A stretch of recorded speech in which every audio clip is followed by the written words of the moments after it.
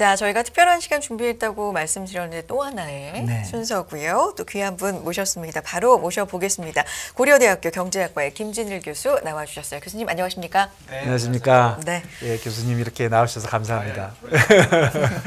저희가 뭐 여러 가지로 뭐 다양하게 이렇게 그 뷰를 가지고 계시겠지만 특별히 그 연준에 오랫동안 근무하셨다고요. 네. 그 얘기부터 좀 해주시죠. 20년 이상이시라고 예. 들었습니다. 2번 근무했는데요. 아, 네. 네, 96년 박사 받고 첫 번째 잡이 연준이었고요. 예. 한 2년 근무한 다음에 학교로 옮겨서 버지니아대에 5년 가르치다가 네. 그 다음에 한 7년 내지 8년. 그러니까 예. 네, 휴직까지 합하면 8년, 휴직 빼면 7년 그 정도 근무했습니다. 그러시군요. 그래서 오늘 교수님께서 말씀해 주실 주제 또한 네. 정말 아침맞게 세계 경제와 연준입니다. 네. 지금 최근 몇 년 사이에 투자에 그렇게 관심이 없는 분들도 네. 연준, 뭐 거기서 나오는 각종 이야기들 네. 이런 걸 이제 다 알게 되셨어요. 네. 그렇죠? 맞습니다. 네. 네. 관심이 부분... 너무 많아졌습니다. 그렇죠. 많아지는 건 좋은데 좀 많아진 이유가 좀 불행한. 그러게요. 네. 유례 없는 인플레이션 시대에 또 살다 보니까 이런 얘기를 좀 짚어주셨으면 좋겠는데 이런 질문부터 드릴게요. 2022년에 그럼 연준의 현재 통화 정책, 과거에 오랫동안 몸담고 계셨으니까 지금까지 과거의 연준 정책과 비교하자면 어떤지 의견을 좀 듣고 싶어요.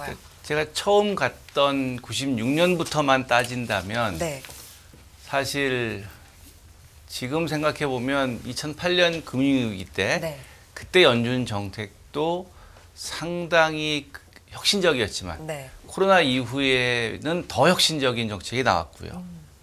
그 당시에 겨우겨우 했던 그러니까 경제적으로 그리고 법적으로 과연 가능할까? 중앙은행이 이런 것도 할 수 있을까 하는 것을 2007년, 8년에 많이 경험했는데 예를 들면 어떤 게 있을까요? 예를 들어서 중앙은행이 어떤 것을 사고 팔 수 있는가. 가장 대표적인 국채죠. 가장 안전자산이니까. 그리고 짧은 채권, 하루짜리, 일주일짜리 그런 식으로 하는데 그게 좀 긴 채권. 그게 이제 양적 완화이고 오퍼레이션 트위스트 같은 거고. 근데 국채만 가지고도 안 되니까 앞에 그 CME 이코노미스트 말씀하셨지만 부동산 시장에 바로 연결이 안 되니까 MBS, 모기지 담보 증권도 사고 그것뿐만 아니라 그 이후에는 뭐 그 회사채도 이번에 샀잖아요. 그런 식으로 과거는 상상도 못할 그러니까 중앙은행이라면 거기서 고고라는 단어가 맞는지 모르겠는데 이렇게 시장에서 떨어져서 끝에만 살짝 만지고 그래도 알아서 다 움직여주고 그게 가장 중앙은행의 그 교범이죠. 전범인데 시장이 움직이질 않으니까 2007년, 8년에도 그전까지는 손대지 않았던 데 직접 손을 댔고 코로나 이후엔 더 큰 위기고 더 전 세계적인 위기니까 더 많은 그러니까 회사채가 가장 대표적인 건데요. 그런 것을 사게 되는 정도로 큰 위기였고요. 그러면서 결과적으로 이제 그걸 사는 거는 일반 국민에게는 큰 그 영향은 없습니다. 사실은요. 뭐 거기서 중앙은행이 사던 회사들끼리 사던. 근데 이제 인플레이션이 나오면서 2007년, 8년에는 그렇게 인플레이션을 일으키고 싶어 했는데 못 일으켰죠. 그리고 2020년에도 일으키고 싶었는데 못 일으켰죠. 21년에 꿈틀어서 이거 뭐야 하는데 아이 그래도 뭐 꿈틀하고 많은 거겠지. 그게 희망인지 걱정인지 몰랐으나 일시적인 줄 알았는데 일시적이 아니었죠. 그러면서 이제 지금 이런 사태가 온 겁니다.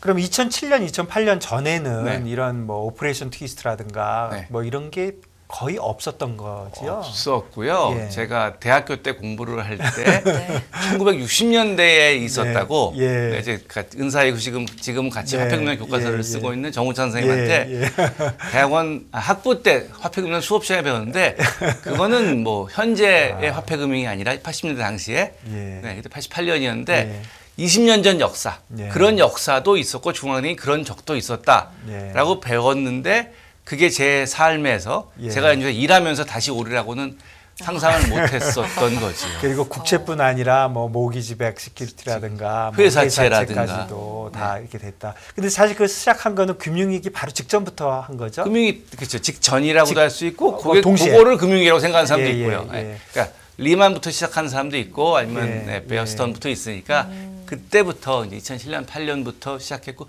그때까지는 금융시장이 워낙 정상적으로 작동이 되니까 그야말로 고고하게 국채, 단기물만 사고 팔면 알아서 시장이 다 잘 움직여준 거죠. 근데 그게 이제 신뢰가 깨지면서 금융시장이 얼어붙은 가장 심한 게 리만이요. 그래서 리만 때 이제 전폭적으로 들어가서 그해 말에 제로금리. 과연 미국이 제로금리를 할까 하면 아무도 상상을 못했던 제로금리가 2008년 12월에 했었고 그땐 7년 동안 제로했습니다. 그렇죠. 지금처럼 빨리 올라오지 않았어요. 그때는 빨리 올라오고 싶어도 못 올라왔죠. 그래서 기왕 말씀해 주셨으니까 그 평소에 제가 좀 이렇게 질문이 많았던 것 중에 하나가 지금 말씀해 주신 대로 그 당시에는 그 연준에서 굉장히 인플레이션을 오히려 어느 정도 일으켜보고 싶은 거였잖아요. 근데 일으켜보고 싶을 때는 잘 안 됐는데 그렇죠. 뭐 아무것도 안 해도 이렇게 인플레이션이 확 왔잖아요. 그렇죠. 그 가장 큰 차이는 뭘까요? 그 차이가 그러니까 뭐 결과적으로 사람이 돈을 쓴 건데 그때 왜 안 쓰고 지금 썼냐 그 하는 거에 있어서 재정 정책의 역할이 다른 게 하나고요. 사람들에게 직접 쓸 수 있는 돈을 보내준 건데 그게 심리를 많이 자극했던 것 같고요. 그리고 또 하나는 이제 어떻게 보면 왜 일으켰냐면 왜 몰랐냐, 왜 일시적으로 생각했냐는 건데 그거는 그 앞에 분도 말씀하셨는데 임금에 대한 얘기. 그러니까 뭐 경제학의 전통이 사실 모든 재화 용역을 그냥 하나로 보는데 그 중에 우리가 특별하게 보는 게 저희가 인간이기 때문에 그런지 모르지만 인간의 노동 혹은 노동력, 임금입니다. 그러니까 임금과 가격을 크게 얘기하면 재화 용역의 가격 그때 임금을 포함시키고 아니면 가격과 임금 하는데 노동시장의 움직임이 코로나19에 많이 달랐던 거죠. 그래서 제가 생각엔 썸머스 교수 그리고 블랭샤드 교수 그런 분들이 소수파 그러니까 팀 템포러리, 팀 퍼머넌트 나눠가지고 이제 한참 싸울 때요. 그때 소수파가 이제 퍼머넌트다, 인플레이션 오래 간다 이거 조심해라. 결국은 이제 아직까지는 이긴 게 됐죠. 그 사람들이 다 이제 노동시장을 전공하는 분이었습니다. 거시경제학의 대부분은 재화시장을 전공을 해서 뭐 필립스 커브도 재화의 인플레이션, 물건의 인플레이션을 가지고 얘기를 많이 하는데 그게 뭐 일반적인 상황 혹은 이상적인 상황에서는 일반적인 물가와 임금의 상승 하락이 똑같이 움직이면 어느 걸 봐도 상관이 없습니다. 근데 최근에 노동시장이 많이 달라졌고요. 그거는 지난번 글로벌 금융위기 때도 물론 사람들이 많이 바뀌었지만 그래도 그거는 금융이라는 신뢰의 문제고 그게 다시 돌아오는데 이번에 코로나는 인간을 더 심하게 바꾸는 거죠. 그렇네요. 그래서 재택근무. 뭐 우리나라는 다 돌아왔지만 미국은 아직 많이 하고 있고 방송에서 많이 다루셨을 텐데 젊은 사람들이 특히 소위 MZ 세대가 재택을 안 하면 일을 안 한다. 자발적 실업. 자발적 실업. 노동시장이 정말 특이해요. 굉장히 신축적이죠. 그래서 다른 똑같은 회사, 비슷비슷한 회사인데 재택을 해주는 회사는 옮기겠다. 아무것도 안 하면 나 은퇴하겠다. 돈 좀 벌었고 그냥 투자해 놓으면 먹고 살 만큼 되니까 집에서 일 주문하고 아니면 안 한다. 실제 분위기가 그런가요? 현재? 미국에 그런 사람들이 나이대별로 다르긴 한데요. 젊은 사람들 층에서 많이 늘어났고 그것은 코로나를 겪고 나니까 그러면 우리나라 하는 무엇이 중요한디. 그러니까 이게 중요한데 언제 또 이런 일이 터질지 모르니까 나중에 늙고 나서 은퇴하고 인생 즐긴다. 그런 거 없다 이거죠. 언제든 이게 오면 또 어떻게 될지 모르는 거잖아요. 그러다 보니까 그 워라밸을 상시적으로 요구하는 그런 문화가 생기는데 그런 문화와 그야말로 그 나이든 라떼들의 근데 나와서 일해야지 문화가 지금 굉장히 크게 충돌하고 있는 것 같습니다. 그래서 좀 정리해 보면 그 원래 질문대로 가보면 그 인플레이션이 예전과 좀 바뀐 이유는 그 재정 정책, 그 다음에 임금에 대한 이해 이런 거. 결국은 두 개 다 되게 제가 이렇게 이해해 보기에는 팬데믹하고 관계가 있어 보이네요. 그렇습니다. 팬데믹 되니까 그냥 재정 정책이 이것저것 신경 안 쓰고 그냥 막 풀고. 그러고 저 같은 외국인한테도 집에 보니까 미국 집에 책이 날라와 있더라고요. 1인당 1,400불씩. 그리고 임금이 이제 사람들의 그 노동 형태가 좀 바뀌는 거를 제대로 연준이 이해하지 못했다. 그런 그리고 썸머스는 그걸 좀 이해를 더 잘했고. 그래서 썸머스의 어제 발언도 언론에서 크게 아마 다루셨을 텐데. 평소보다 크게 다루는 게 이게 한번 마치고 나니까 그 다음부터는 이제 뭐라고 말씀하시면 블룸버그 TV에서 했으니까 뭐 비슷한데 그런 거 하니까 이제 언론들이 과거 같았으면 그냥 조그맣게 다루었을 기사인데 이제 하나로 통으로 다뤄주시더라고요. 예, 결국은 이후에 어쨌든 간에 굉장히 급격한 금리 인상을 사실 한 거잖아요. 네. 뭐 연초에 뭐 템퍼럴이라고 그래서 안 올린다 그러다가 네. 뭐 1년에 지금 몇 프로 올린 겁니까? 그러니까요. 뭐 3%씩 올리는 거고. 기준 0.75를 4번 연속으로 예. 한 역사는 없었고요. 네. 예전에 뭐 15%대 3% 올리는 거하고 또 그렇죠. 0%가 3% 되는 그렇죠. 건 또 다르잖아요. 이렇게 급격한 인상이 저희 금융시장에는 네. 어떤 영향을 줄까요? 뭐 엄청나게 큰 혼란을 줬고요. 예. 네, 앞으로는 또 어떻게 또 계속적으로 줄까요? 아니면은 그게 이제 앞으로 이제 어디까지 올릴 것이냐. 네. 지금의 이슈는 그겁니다. 네. 네, 오늘 이제 저도 블룸버그 자체 인터뷰를 보진 않고 이제 오면서 네. 지하철에서 기사를 봤는데 6%까지 올릴 수 있다. 그게 네. 이제 썸머스의 얘기가 이제 충격이 예. 그걸 약간 가져오고 예. 뭐 나스닥이 1.9% 네네. 빠졌네 네. 그런 얘기를 하는데 이게 어디까지 올리냐도 중요하지만 얼마나 오래 그 수준으로 가져갈 거냐가 더 중요하다고 생각을 하거든요. 제 생각에는. 네. 근데 다 올렸다고 하면 그 순간에 나오겠죠. 네. 네. 그러니까 이제 12월 FOMC 이후에도 그런 식의 얘기를 그러니까 연준으로서도 지금 올해 당장 네. 네. 그리고 이제 학생들 키울 때도 1학년 때 이렇고 사실 1학년, 2학년이 중요한 게 아니라 졸업하고 어떻게 어떤 학생을 배출하냐가 학교에 중요한 거잖아요. 네네. 근데 처음부터 입학식한테 내 졸업할 때 이러면 안 되죠. 네. 네. 그러니까 그걸 천천히 매니지를 해나가야 되는 것이기 때문에 네. 어디까지 올릴다도 아직 혼선이 있지만 그게 FOMC 내에서 이제 합의가 모여지면 그러면 얼마나 오래 올리냐가 더 중요할까요? 그 다음부터는. 그럼 개인적인 교수님의 견해로는 네, 네. 지금까지 올린 속도라든지 폭은 어느 정도 적절하다고 네, 그러니까 인플레이션을 미리 알았으면 좋았을 텐데, 그러니까 네. 인플레이션이 그건 연속 꽤 오래 갈 거라는 걸 미리 알았으면 좋겠는데, 그건 이미 틀린 거고요. 네. 그래서 왜 잘못했는지는 지금도 연준에서도 계속 연구가 많이 되고 있고, 그에 대해서는 이제 글로벌 공급망이 깨진 게 처음이니까, 그러니까 과거에 깨져봤어야 이게 깨지면 어떻게 될지 아는데 한 번도 안 깨져봤으니까, 네. 그러니까 글로벌 공급망에 대한 예측, 얼마나 충격이 클지, 그다음에 얼마나 충격이 오래 갈지. 그러니까 금융시장의 신뢰처럼 다시 믿기 시작하면 될 줄 알았는데 이건 그게 아니라는 얘기죠. 그러니까 사람이 들어가니까 그 사람들이 직장을 떠나고 나니까 저희도 뭐 예를 들어서 운수에서 그분들이 다른 직종 라이더로 가시면 다시 안 오시기 때문에 뭐 택시도 그렇고 네, 그게 문제가 많다고 하잖아요. 왜냐하면 사람이기 때문에 그냥 한번 갔다가 클릭하면 올 수 있는 게 아니거든요. 네. 사람들의 그 심리이기 때문에요. 그래서 그런 것이 깨진 것이 전 세계적으로 여기저기 너무 많다 보니까 그래서 인플레이션이 오래 갔다고 하는 게 지금으로서는 연준에 있는 사람들도 그냥 이렇게 비공식적으로 얘기를 해보면 그게 제일 컸던 것 같다. 근데 뭐 팬데믹을 처음 겪어봤으니 결국은 인간이. 임금 문제가 진짜 인플레이션의 마지막 골이다. 네. 이런 얘기가 맞는 것 같습니다. 네. 그리고 교수님 요즘 그 얘기 보면은 연준 분들이 연초에 사실 엄청 틀렸잖아요. 네.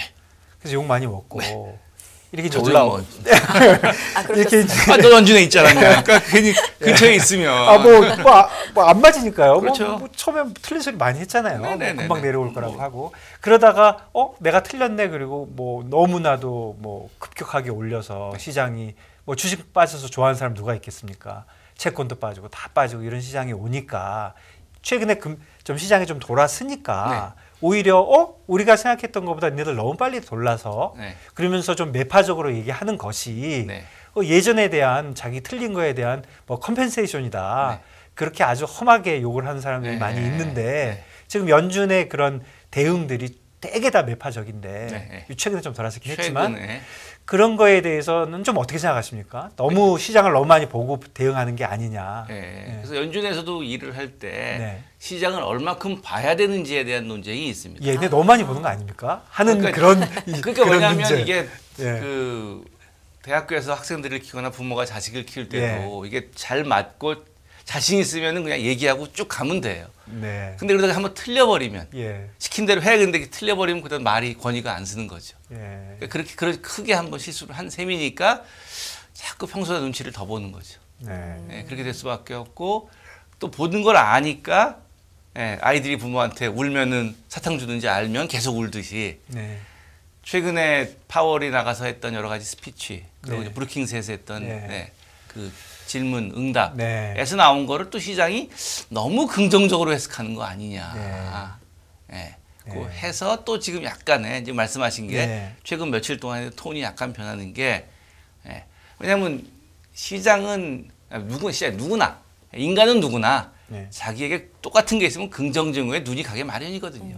그건 심리니까 그거를 고치는 게 맞느냐 아니면 어차피 그건 인간은 그러니까 그래서 알아서 줄 때 예. 사탕을 덜 주고 약을 더 주는 게 맞느냐 그건 연준 내에서도 논쟁이 있고 그거는 예, 인간 대 인간의 심리 혹은 정책이라는 걸 펼 때 예. 어떤 게 솔직하고 윤리적으로 맞는 것이냐에 대한 고민은 그거는 뭐 어느 나라나 네. 해소될 수 없는 문제입니다. 그러니까 지금은 좀 눈치를 더 많이 본다 이렇게 봐도 되겠습니까? 아 그렇죠, 그렇죠. 왜냐면 보는 거 많군요. 엄청나게 그러니까. 크게 틀렸으니까. 예, 저는 그런 생각했어요. 연준 위원들이 하루 종일 주식 시장만 보고 있는 거 아닌가. 하루 종일은 아니고 높은 사람일수록 많이 보기는 합니다. 자주 높은 보고 분일수록 있는 마지막에 예. 그 단어 하나하나 예. 바꿀 때 맞다. 예. 그 우리도 단어 신경 쓰지만 이제 연주에서 일할 때도 형용사 하나 가지고 4시간 동안 논쟁한 예. 적도 있습니다. 그래서 여기에 어떤 형용사를 써야 시장이 어떻게 움직이겠냐, 그게 우리의 의도냐, 네. 다 그게 사람마다 의견이 다르잖아요. 예. 그래서 영국에서 공부한 사람, 미국에서 공부한 사람도 다르고요. 예. 단어에 대한 감이요. 그 단어 뉘앙스 하나가 정말 중요하겠죠. 그렇죠. 그게 뉘앙스가 네. 자기가 생각하는 이게 그러니까 해서 올린 다음에 그거를 6개월 가냐, 1년 가냐, 2년 가냐는 예. 거를 정말 미묘하게. 숫자로 하지만 네. 어떤 단어로 네. 하느냐. 그래서 이런 종이에다가 네. 형용사 네. 한 20개, 아. 부사 20개 써놓고 예. 그다음에 이게 어느 거다. 근데 제가 외국인에서 하는 게 아니라 미국 사람들도 그랬습니다. 네. 예, 그런 식의 연준, 네. 네, 터미널로지. 네. 그리고 가장 많은 거는 뭐 몇 명이다 할 때 네. a number of, Someone, some, many 뭐 그것도 다 이렇게 숫자 써놓고 논문이 2개 있습니다. 그 그렇군요. 형용사가 말하는 게 몇 명인지에 대해서 아카데믹 논문을 쓴 게 또 있습니다. 실제 받아들이는 사람들만 그거에 집착하는 게 아니라 쓰는 말할 사람들도요? 때부터 굉장히 신경을 그렇죠. 쓰는군요. 왜냐하면 네.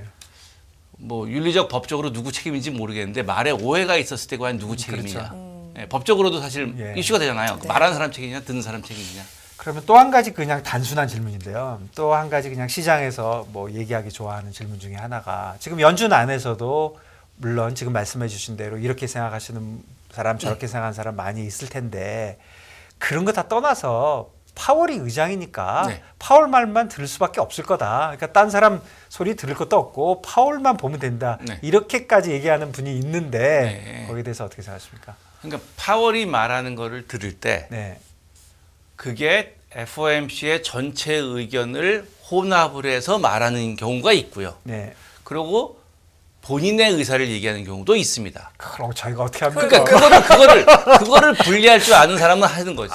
그렇군요. 그래서 이제 교수님은 하시겠어요. 아니 저도 뭐 거기까지는 아니고 월스트리트에서는 네. 그러니까 파월이 말할 때 그러니까 예. 버난키가 있나 제일 예, 예. 그때 이제 2007년 8년에 심했잖아요. 네. 근데 버난키가 이제 좀 순진한 교수 출신이라 파월은 변호사 출신이니까 안 그럴 텐데 네. 교수들은 사실 학생들이 우리 학생들 신경 쓰나 모르겠다. 아무튼. 네. 근데 이제 의장으로서 너무 그런 걸 드러냈대요. 네. 월스트리트 너무 장사하기 쉬웠다고 그럽니다. 변호사들보다는 교수들이 좀 더 순진할까요? 그렇죠. 변호사는 상대 변호사랑 해서 승소 패소할 때 자기 크게 달려 있는데 예. 물론 교수들도 뭐 제 학생들은 어떨지 모르겠지만 네. 교수가 하는 얘기에서 예. 저게 중간고사에 나올까 안 나올까, 기말고사에 나올까 안 나올까, 아니면 시험에 어렵게 하는데 저게 진심일까 네. 하는 게싱을 하겠죠. 네. 그러나 그 게싱과 여의도에서 예. 그리고 월스트리트에서 세상을 놓고 하는 그 게스에 걸린 그 크기가 다르잖아요. 그러니까 네. 교수님 말씀은 파월이 얘기할 때 네. 저게 이제 그 연준을 대변하는 건지 알면. 본인의 생각이 있는지를 잘 구별을 그렇죠. 해야 된다. 네. 뭐 그래서 어렵지만. 전자만 할 수 있으면 그거 봐도 되죠. 예. 할 수만 근데 있다면 후자랑 좋겠어요. 헷갈리고. 그럼 뭔가 보고 읽으면 연준 얘기고 뭐 기자회견에서 갑자기 나오면 그렇죠. 좀 자기 얘기고 그러니까 이게- 뭐 이럴 수 있겠네요. 예, 그러니까 버난키 같은 경우에는 FOMC는 다 준비가 돼 있고 누가 써주고 다 있으니까 보고 일단 당연하고 네. 그 당시 제가 그 해치펀드에 일하는 사람 얘기 들으니까 예. 바로 대답이 나온다. 그럼 준비된 대답이에요. 아. 근데 그렇군요. 0.5초 생각한다. 그러면 예. 방송에 보면 이제 예능 프로 나오잖아. 너 바로 대답 안 했어. 예. 그런 팁도 네, 있을 그러면서 수 있네요. 딱 잠깐 이게 생각하는 게 보인다. 예. 그럼 말할까 말까거든요. 아. 예, 그러면 약간 의심을 해야 된다. 저희가 네. 몇 달 전부터 그 FOMC를 생중계를 해요. 네. 뭐 미국에서도 하는지 모르겠는데 하여간 미국에서는 엄청 네, TV에서 합니다. 예, 네. 저희 엄청나요. 사실 네. 저희 방송만 있는 게 아니라 다른 방송도 있잖아요. 뭐 유튜브도 하시고 뭐 네. 네. 5만 명 정도 보는 걸로 그 생각이 시간에. 되는데 그럴 때 저희가 이제 그 스테이트먼트 발표하고 좀 쉬었다가 그 기자회견 할 때 그때 잘 봐야 된다 이거죠. 그렇죠. 네. 그때 이제 네. 바로 나오는지 더듬거리다 나오는지. 그러니까 물론 어려운 점이 이게 TV로 오고 또 한국에 넘어 이러다 보면 필터링이 되다 보니까 과연 실시간보다 몇 초로 나누느냐 프레임을 그거에 따라서 조금 다를 수는 있는데 그래서 가서 보면 제일 좋은데 그건 못하니까. 이번에 중계하실 때는 제가 딱 보고 있다가 저 사람이 바로 나오는지 한 마디 0.5초 더듬는지 한번 잘 보시면 그럼 더듬으면 그럼 뭔가 생각을 하는 거죠. 그러고 나서 말하면 이제 완전히 자기 거든지 아니면 자기가 싫어하는 FOMC 뷰든지 중요한 팁이네요. 본인이 싫어해도 얘기할 수밖에 없는 게 있거든요. 우리 시청자분들도 저뿐 아니라 이번에 FOMC 볼 때 한번 교수님 이 팁을 한번 사용해 보시죠.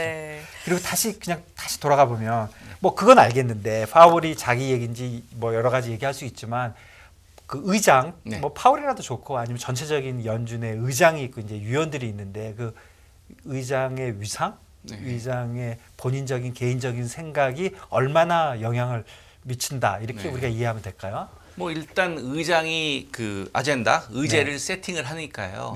그런 의미에서는 굉장히 크죠. 근데 그 다음에 그걸 끌고 나가는 입장에 있어서 제가 볼컨은 경험한 적이 없지만 그린스팬 같은 경우에는 굉장히 이렇게 쥐고 나가는 스타일이고요. 그리고 나서 이제 버난키가 오면서 상당히 대화를 중시하고 토론을 중시하는 식으로 바뀌었습니다. 그러다 보니까 그때는 그린스팬, 지금도 사실 둘 중에 비교하면 상당히 버난키 쪽이죠. 근데 어떻게 보면 그게 세상이 바뀐 것도 있고요. 이제 과거의 그 권위주의에서 벗어나면서 물론 알렌 그린스팬이 그 연배에서도 상당히 권위주의. 왜냐하면 그 당시에 물론 글로벌 금융위기가 오면서 많이 퇴색되긴 했지만 그 영향력, 아우라, 그 연준 내에서도 본인의 그 지식의 깊이는 그건 아무도 그걸 범접할 수가 없거든요. 그렇군요. 2023년 얘기를 교수님 좀 여쭙고 싶은데요. 통화정책 방향에 대해서 뭐 올 한 해는 인플레이션에 우리가 온통 집중을 했다면 내년은 인플레이션도 마찬가지지만 이제는 좀 침체 얘기도 이제 나옵니다. 두 개를 동시에 좀 봐야 되는 시점이 아닐까 싶은데 그에 따른 정책은 어떻게 보고 계세요? 그러니까 정확하게 말씀하신 대로 인플레이션을 조금씩은 잡아나가는데 그 잡아나가는 과정이 공짜가 아니라 침체와 같이 오겠죠. 인플레이션을 잡아나가는 좋은 점과 침체가 오는 나쁜 점, 그 둘 사이에 적절한 밸런스를 연준이 어떻게 찾아가느냐, 그게 이제 하는 것이고, 그 침체가 심하지 않고도 가능하다. 그게 이제 소위 연착륙이고요. 과연 연착륙이 가능할지, 지금도 불가능은 아니지만 점점 줄어드는 거죠. 그러니까 날씨가 좋으면 비행기가 그러고 활주로가 길면 부드럽게 랜딩하는 확률이 굉장히 높고, 그렇지만 비가 오고 폭풍우가 치고 그냥 활주로가 짧아지면 짧아질수록 하드 랜딩을 할 수밖에 없죠. 왜냐하면 내리면서 브레이크를 잡아야 되는데 제일 좋은 방법은 그냥 쾅 부딪히는 거라 그러더라고요. 연준 위원들이 그런 좁은 길을 어떤 식으로 잘 찾을 거라고 보십니까? 찾기를 바라는데 과거의 랜딩보다는 그야말로 범피이고 그래서 연준 의원들이 가장 좋아하는 말 Fasten your seatbelt. 안전벨트를 잘 매라. 그러니까 아무리 물론 폭파 사고 나면 어쩔 수 없지만 흔들리는 거는 안전벨트 잘 매고 있으면 그러고 있으면 이제 그냥 좀 약간 기분은 나쁘지만 그래도 사고 없이 할 수 있으니까 그렇지만 안전벨트 잘 매고 있는 게 이제 그걸 어떻게 하냐가 중요한데 개인에겐 개인대로 부채가 얼마나 많은지 또 기업은 기업대로 사업이 얼마나 잘 되는지 또 부채가 얼마나 많은지 이자 비용이 얼마나 큰지 그거에 따라서 물론 다르겠죠. 결국은 그게 중요한데 거시적으로 할 수 있는 얘기는 안전벨트를 매야 되는 시기가 2023년이 될 것 같다. 뭐 시간이 저희가 다 돼가는데요. 마지막으로 특별히 또 하고 싶은 말씀 있으시면 한번 해주시죠. 아니 뭐 연준에서 제가 죄송할 필요는 없지만 그리고 뭐 예를 들어 크루그만이 7월달에 뉴욕타임즈에 반성문을 하나 썼거든요. I was wrong about inflation 아마 다룰 수 있었는데 그걸 보시거나 연말에 시간 되시면 하면 2022년에 어떤 부분이 우리가 틀렸고 그러면 다음에 어떤 부분이 바뀌고 네. 그러고 그럴 때 과연 너무 나가진 않을까 하는 네. 걱정도 있잖아요. 네. 그런 걸 같이 보시면서 하면 네. 2023년에 인플레이션을 잡아나가면서 어디까지 내릴 것이냐 하는 거 결국은 침체를 어디까지 용인할 것이냐. 네. 지금 미국 시장은 너무 좋은 게 외국의 문제입니다. 네. 미국의 금융시장에도 문제지만 외국의 금융시장, 외국의 실물에는 미국의 노동시장이 너무 잘 버텨서 실업률이 너무 낮기 때문에 브레이크를 더 잡아도 되거든요, 미국은. 네. 그럼 이제 다른 나라들이. 네, 감사합니다. 그 교수님 우리 이제 그 또 내년 시작하면서 네. 그 틀림없이 이제 연준 이제 욕을 저희가 이제 험하게 할 텐데 네, 또 욕할 때 욕할 보시죠. 때마다 저희가 한번 나와주시면 예, 나와주셔서 이 감사하겠습니다. 연준이 왜 욕을 먹고 있는지에 네. 대해서 네, 좀 네. 설명해 주시면 좋을 것 같습니다. 네, 고려대학교 경제학과 김진일 교수와 함께했습니다. 교수님 고맙습니다. 감사합니다. 감사합니다.